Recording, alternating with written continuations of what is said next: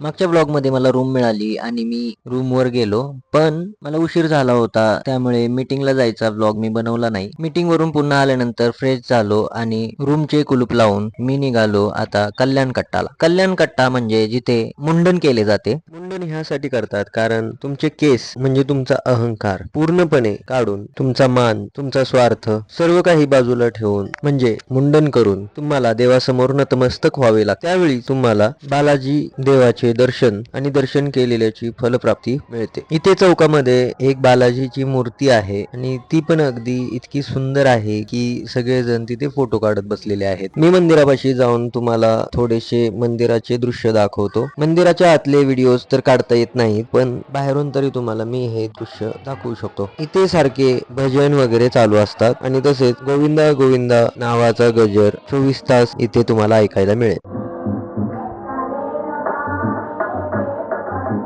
खूप वेळ तिथे थांबल्यानंतर मी निघालो कल्याणकट्टा येथे.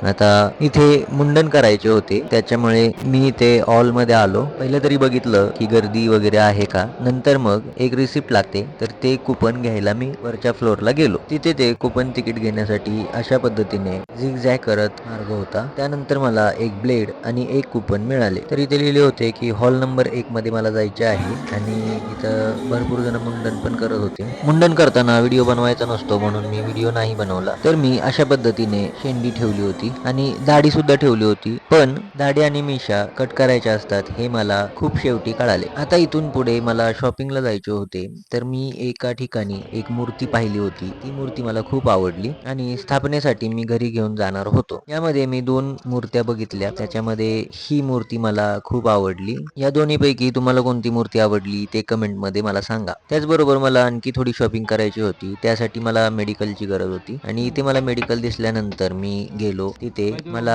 एक टूथपेस्ट आणि एक सोप घ्यायचा होता, कारण आता दुसऱ्या दिवशी आंघोळ करून मला दर्शन घ्यायला जायचे होते. Follow me.